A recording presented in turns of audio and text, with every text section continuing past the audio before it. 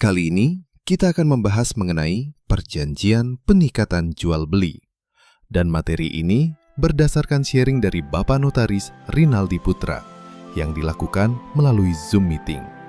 Video ini dibuat oleh kelompok 8 Hukum Real Estate yang terdiri dari Marcello Putra Toding Palili, Ramdan Mahardika Nasyid, Russell dan T. Wiranata Kusuma, dan Triswar. Jadi, perjanjian pengikatan jual-beli atau PPJB adalah perjanjian dari para pihak yang mengikat tanah dan objek lainnya yang berdiri di atas tanah tersebut, serta nilai transaksinya.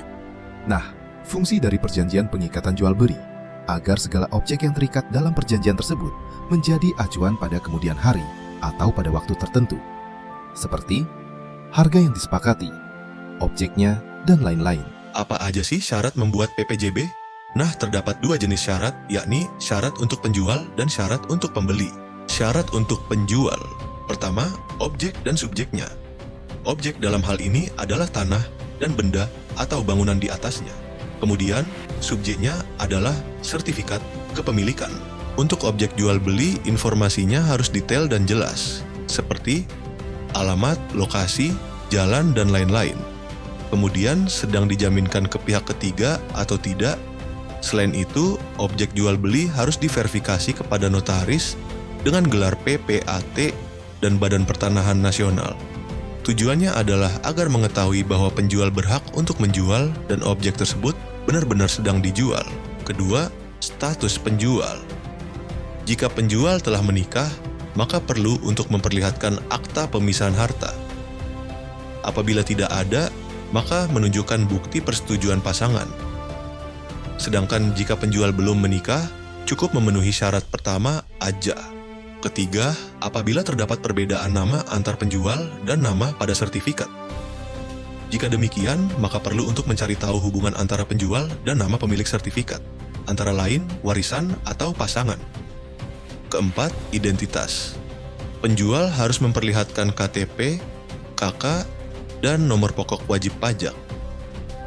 Bila mana ada perbedaan, maka peran notaris adalah menyatakan bahwa terdapat perbedaan. Identitas para pihak di PPJB harus dituliskan sesuai dengan dokumen identitas tersebut. Syarat pembeli. Pembeli biasanya disebut sebagai pihak yang pasif, dikarenakan hanya memerlukan identitas pembeli, seperti KTP, kartu keluarga, dan nomor pokok wajib pajak. Nah, bagaimana sih prosedur pembuatan PPJB? Pertama, para pihak harus menentukan jenis aktanya, antara akta bawah tangan ataupun akta otentik. Kedua, mendiskusikan harga dan cara pembayaran, apakah itu pembayaran secara tunai ataupun kredit.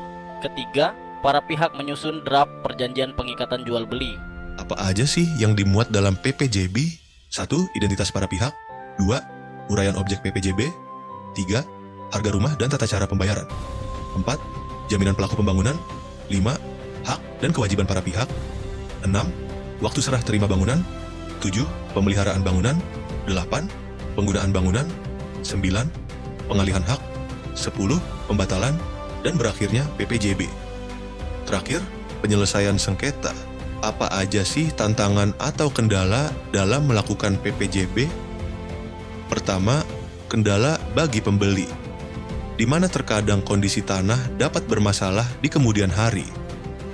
Apabila hal tersebut terjadi, maka penjual harus mengembalikan dana atau konversi nilai tanah per meternya.